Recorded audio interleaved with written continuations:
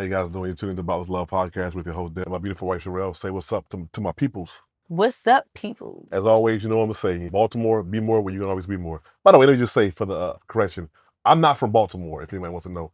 I am from Jacksonville, North Carolina, and she's from New Curts, and she's from PG County. It's funny because I watched a video today that said somebody said Baltimore and PG County is the same. Somebody was like, PG County? No, it is not. Somebody said Baltimore is not PG. Meaning that it's not like you get Yeah. it. I was like, that's interesting. Only those who are from the surrounding areas would understand that. Somebody gonna watch this podcast and be like, oh yeah, PG County, Baltimore.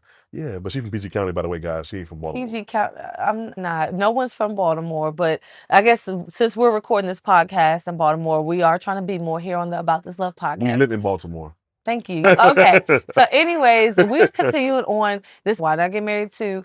Like we said in the first 2 episodes, if you hadn't watched it, definitely go back and check out those conversations because we are continuing on our thoughts after, just taking some time out before the holidays to watch it as a couple and give our analysis on the married couples or unmarried couples that we have seen. So wait a minute. We talked about 4 couples, but it's actually 5 couples because Sheila and Mike gets a divorce and now it's Mike and Troy making them the 5th couple. But I don't want to talk about the marriage, yo. What? You were saying that you don't want to talk about Troy and Sheila, but it was one thing that I did want to say about them that will lead us into the overarching conversation of today's podcast episode. We have broke down Sheila and Mike, but I think the dynamic that I liked about Sheila and Troy, because what we said about the first 2 couples that we mentioned in the first part of this episode was how there was a lack of communication and honesty and, there was just rudeness. There was something that Sheila did when she was with Troy before they even got together. Sheila put herself down and kind of made herself the butt of the joke. And Troy was just very direct with her and was like, hey, if you don't like your weight and you don't like stuff about yourself, change it. And I think that opened up Sheila's eyes in part 1 of the movie. But then in part 2, because of everything that went down, because remember, you were like, well, I don't even understand why Mike was at the timeshare in part 2. And so I was like, he had a stake in the timeshare. But what I was saying while we were watching part 2 of Why Did I Get Married was how, you get this outsider such as Troy, who's not a part of the friend group. And his first introduction essentially was drama filled, was bottles of people's heads, was very traumatizing. And actually what he seen was a bunch of people who did not respect each other or backstabbers. Backstabbers essentially, and who did not hold what you told them in confidence. So yes, like for someone such as Troy, the issues that I feel like they had in their marriage was from him being a witness to how they openly disrespect each other as a friend group, Yeah. And I actually respected Troy for that. I think everything that he was feeling was actually very valid. You got to give illustrations. Like, what was he feeling? In part 1, Sheila and Mike does get a divorce. Like we said before, they're all visiting an area, but Troy is the sheriff, and he actually lives there. He grew up there. He lives there. So Sheila ends up staying in that area because Mike tells her that he wants a divorce. So she actually ends up staying there. Well, she doesn't have any money. Yeah, she don't have money. I'm sorry, she doesn't have any money. She ends up staying there and running a shop, a family-owned shop that Troy families owns, and they end up, of course, connecting and becoming girlfriend and boyfriend, and they end up getting married as well. And then so in part 2, the theme is they're all meeting up. Was it years later or some years later? Hear me out. I want to say it was at least a year or 2 later because they got married, had a baby. So it could have been a year. Let's just say it was probably a year or 2 years later. Yeah, and so they're back on another friend group vacation somewhere else. This time it's somewhere tropical. Yeah, it was a very nice beach vacation. Looks like it was. So, but they recently moved. Troy and what was her name again? Sheila. Troy and Sheila moved from, I guess, his hometown to Atlanta, where everyone else was. Yeah, where everyone else is, and now financially they're actually struggling, and that's also kind of creating tension in their marriage. So Sheila wants to ask her friends for money. And Troy's like, no, I don't want these people up in my business. I don't know them like that. And he's right, Yeah. So, I think that's why I wanted to continue on this conversation, or I wanted to bring them up in continuation of this conversation, because I think your friend group is really important. And hear me out. I think someone on the outside coming to a friend group is actually very difficult, only because it's like, well, I kind of see the writing on the wall, and I have no loyalty or ties to you all. And I don't jam well with this. I love you, but does that mean I have to accept your friends? And it's like, or how about this? I do accept them, but to what degree do you expect me to be around them and participate in this foolishness? Yeah, be a participant of it and with them. And so I think I agree with Troy kind of the whole way, even if it was a misunderstanding, even down to when he went to go, beat up the ex-husband. I mean, I don't agree with the violence, but it was probably eating at him, as smug as he was, and just he didn't know, because the last interactions he had, I'm taking shots at you and I'm being disrespectful to you all's marriage, and now my wife is up in your house. Like, I thought that was disrespectful for Mike to ask Sheila. You got to get context. Because if someone hasn't seen the movie, you're just saying like... Go back and see the movie if you had not seen the movie. Yeah. But also, what's the context do you think I should give in this? In the movie, Mike comes to Sheila because Troy couldn't find a job. Mike is, I assume, somewhat wealthy, so he has a lot of connections. So he's actually able. So Sheila goes behind Troy's back and asks Mike to get Troy a job, which I don't think she should have did because of Troy, because of Mike's character. But anyways, long story short, Mike puts in a good word for Troy. Troy gets a job with the police department in Atlanta. Some of the guys in the locker room in the movie who are cops were like, yeah, man, you must like somebody because somebody got you a job in here. Yeah. So that's when he finds out. And then throughout this whole ordeal, Mike actually finds out he has cancer. So he asked Sheila to I guess, take him to his appointments and things like that, which I feel like from the perspective of a man, that would have been okay if she would just told her husband and made him aware. And one of the things that you realize in life, and that you actually kind of see play out in this movie, is a lot of things are exasperated because we don't talk about them. Something that really, really could have been small, or something that could have been like minuscule, becomes big. It's like if my wife one day just happens to see me driving by in my car with some pretty young girl in my car, and she like, yo, who's that? B, blah blah blah. Versus me just say, hey, sweetheart, I don't talk like the lady one of my coworkers' car broke down. I'm giving a ride to her house. I'm saying ABCD, but just having a conversation about it so that if she sees or someone say, hey, Sheree, I seen Dill, like, y'all already know his coworker, whatever. But it's like nowadays, people don't do that. So in the movie, Sheila doesn't convey to Troy that Mike has cancer. I'm going to be helping him out. She doesn't convey that. So, and hey, I got you a job, knowing that they wouldn't be able to, afford their home if he didn't get the job. So a lot of things in the movie are just exasperated because of lack of communication. Absolutely. And speaking of communication, back on this communication topic, the way that the friend group communicated with one another, I think we stress so much on this podcast the importance and benefit of who you keep in your circle. Yeah. They could either build up or tear down your marriage, right? And not to say anyone was trying to actively tear down Sheila and Troy's marriage. However, being a young couple, won't tear us apart. And I think people underestimate that or egg on the drama, to be honest with you. Like I said, I told you before, or I said it in the previous podcast episode, where two people can't be immature at the same time. Well, guess who told me that? Amadi's wife. And you know why we were in a space for her to be able to tell me that and me actually receive that was because at some point I had actually took the time to build up a relationship with Amadi's wife without you, so that I knew that I can trust that. And that is really important and pivotal, especially in a young new marriage.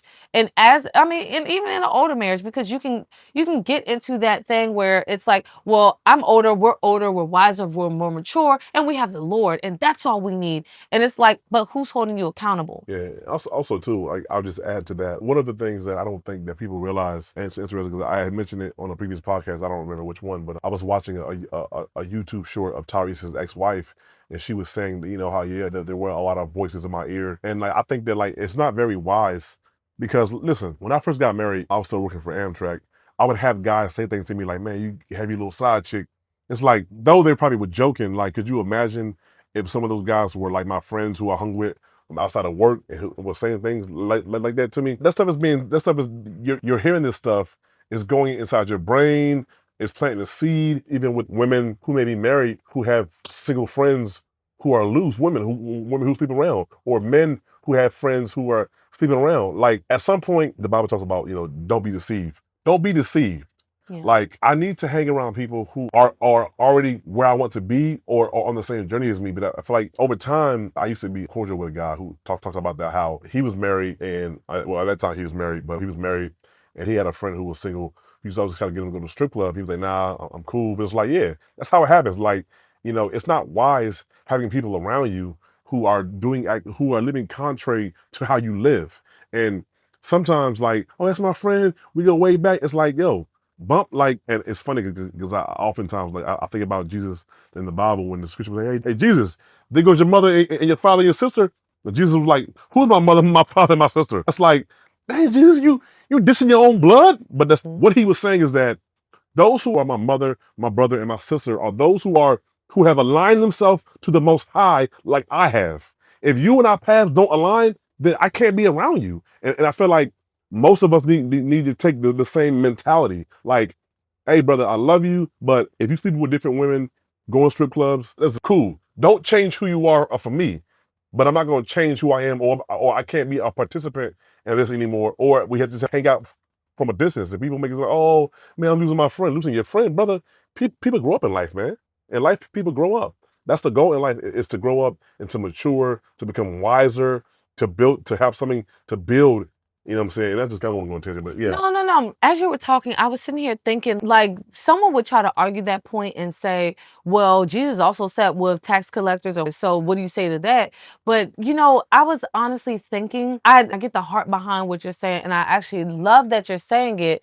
But let's add on to it. You can have those friends, right? Yes. You can have those friends because those are the ones who Jesus sat with. Those are the ones who he wanted to show them. They wanted to show them the light, right? So essentially, we are called to show them that light. However, but he was not influenced by what they he were wasn't doing, though. influenced. He wasn't. That's the difference. That's what I'm saying. I'm not saying I'm not. I Absolutely. never said you can't have the friends. I'm just saying don't be influenced. But that's what I'm saying. I think that people deceive themselves to think that, oh, well, I can hang out with them and I won't be influenced by them because I am, I'm walking this way and they're walking that way and I love them and we're just two different people. But, that's fine. I think it's like, be cautious. Like we said in the previous podcast episode, just having that caution, exercising that caution. How much time are you spending with that? In the same way that, are you if you're sacrificing by going to work, like these extra hours, and then in your free time, you are then still sacrificing time with your family to then go be with, your boys or whatever, or hanging out at the bar after work and instead of coming home. I think that what we don't realize is that the amount of time that we spend, we're not counting the cost. So it's almost like you have to weigh it out situation by situation. I think that's when the check-in with the Lord really comes into play, and also checking in with your spouse. I think I have an example in the beginning of our marriage. We had this couple. This couple was actually in our wedding, and I was hanging out with the wife. She's a woman of God, and she lived close, and I didn't have many friends at that time. And I was just like hanging out with her all the time. You would come home from work and you would be like, man, every time I come home from work, you're not here. What are you doing? And I'm like, oh, like in my mind, I'm thinking, oh, I'm just hanging out with so and so. Like, what's the problem? Our kids are around the same age. They love playing together.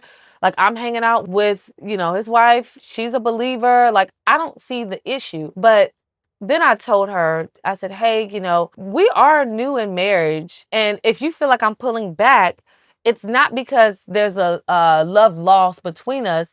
I actually just need to be available to my marriage. And it was simple as that. Like, Yeah, I need to be available. And I think it was kind of hard because we didn't, like, we had our oldest son, but, because I had him from a previous relationship, that was we didn't have him all the time. And so I'm just kind of like, well, nobody's here. It's just kind of me.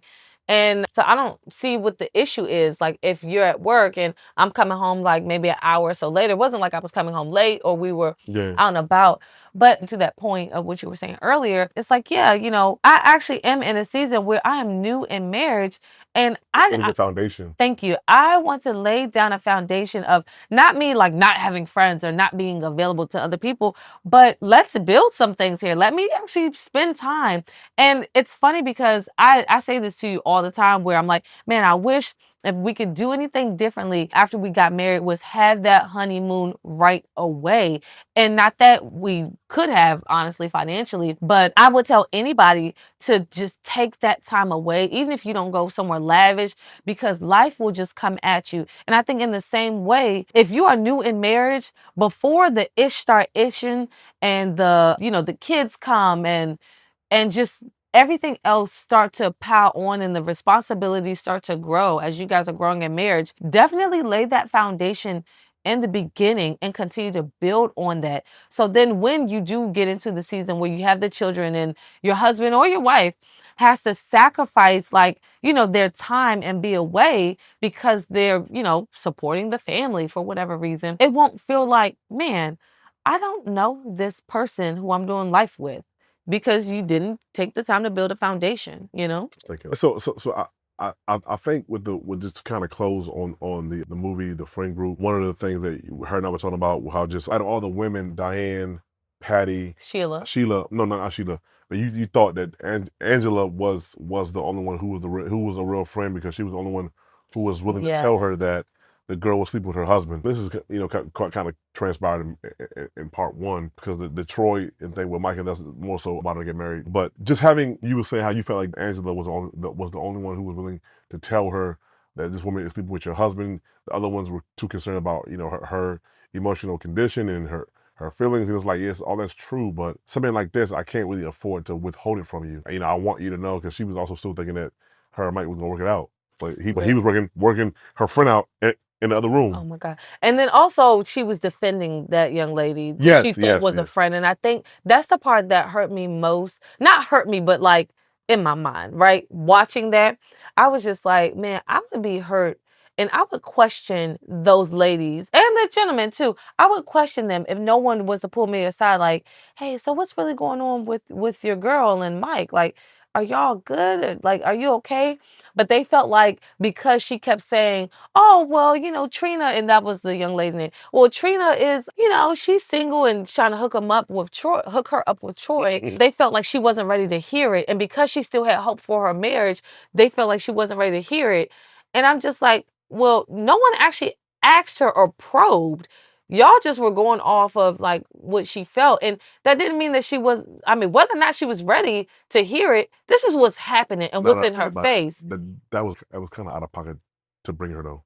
Did Mike bring her or Sheila did? And that was kind of unclear who brought her. Everybody married and you got this single Bama. This one single friend on this married retreat. Which is a problem because it's like, if I pop up, if you having a night out with your girl, I just pop up like, yo, who this Bama right here? Like, this dude look at all these girls is like, yo, who this Bama? It's like, yeah, that would be a valid concern. Like, who is this Bama? Listen, and that's why I was rocking with Angela when she went and smacked that bag out of Marcus' hand. Like, no, she can get her own bags because it's like, she already knew, like, nah, my husband deal with infidelity and I don't need you pushing him. I don't know your intent and this don't even look right. So we're not even going to entertain it. So like, I mean, yes, she was very aggressive. And there's other tactful ways to go about it to like kind of call a thing out without having to be in your face. And then sometimes it's like, nah, what you're not going to do is entertain this. I think she was very direct. So that's what I'm saying. Like, but in the real world, I feel like it would come off as aggressive. The way that she was going at her, she was about to fight her. You didn't think her about to throw down the store wasn't aggressive? You're right. It was okay. Okay. Well, I mean, one time you got me this one time. Yeah. Okay, but you know what? I definitely enjoyed having this conversation with you. Like, as we are going through our like movie marathon of this holiday season, we might pop up with some more podcast episodes because we just watched The Family That Prays. And when I tell you, watching Medea's Big Happy Family, Bow Wow and Tiana Taylor. And then we watched. And Madea Goes to Jail. When I tell you, I think that, and I've been telling Dale for a while that I want us to do like a movie night kind of podcast situation or maybe off the mic movie night situation because I think there's so many things that like pop up. Like we just finished a whole series called Poldark, and I'm just like, oh, there's so many relationship things that we could talk about and analyze. So if you guys are for that, let us know like in the comment section or underneath the podcast or hit us up on Facebook and Instagram. And like, if we just got the one, we will do it for the one, And if you guys ever want to ask us any questions or if there's a topic that you would like us to address or if you just want to talk to us privately, I mean, we message us online, social media, or just hit us up through our email. But we're always arms reach. Me and my wife, we are real people. We do have the desire to connect with people, who enjoy our content, or even if you don't enjoy our content, that's fine as well. But I mean, I feel like, I'm just being serious. Like, I mean, somebody might be like, "Yo, I want to talk to you guys about my relationship or my marriage, but I don't really watch our podcast." Like, that's cool. That's fine. Well, then how they gonna hear this? Might tell them. Okay. Well, but you Or know they see, or they see a clip on YouTube or something. Okay. TikTok. Yeah, you're right. You're right. But thank you guys for always for, just watching our podcast. Please subscribe, follow us on TikTok, Instagram, Facebook, YouTube. You can find our podcast anywhere where podcasts can be found. And, until next time, peace. Oh, wait, but before you go and hit the end button, I do want to say we do have another Wow and Waiting session coming up soon. We hadn't announced the date yet, but we're going to do these things quarterly. And so if you're listening to this podcast episode, I'm sure we had not done it as of yet. But be on the lookout for that. While in waiting, it's intentional dating that leads to marriage. And it's a space for, young singles, newly married. And I would honestly say just the married to just be somewhere and be held accountable, to be reinvigorated in the things of the Lord and in their marriage. So definitely be on the lookout for when we release those dates coming up. Our first one was a very successful. We had people come on. We had some of our other married friends who've been married, 17, 20 years, also assist us. We had a wonderful time. People asked a lot of wonderful questions. There's an opportunity for, like I said before, for the viewers just to engage us. Because, I mean, I'll be honest with you, like, I watch people on YouTube, but I don't want to be somebody that's not obtainable, that you can't call, not call, but you can't, if it gets to that point, you can, but that you can't reach out to, you know what I'm saying? I want to be a very obtainable person that people can reach out to and have a conversation with if they so choose to. To know that this is not AI at this point. This is not AI. The young kids, yeah, that's AI. I was like, no. So yeah, we're definitely real people. We just happen to put our videos on YouTube from our basements. And so, but until next time, we look forward to chatting with you guys on the next episode. All right.